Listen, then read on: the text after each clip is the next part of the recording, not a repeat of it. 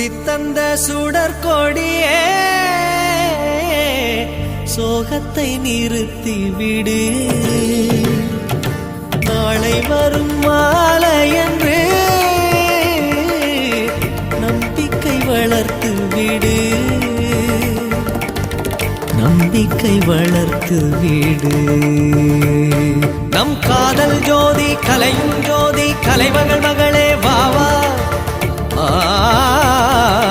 காதல் ஜோதி கலையும் ஜோதி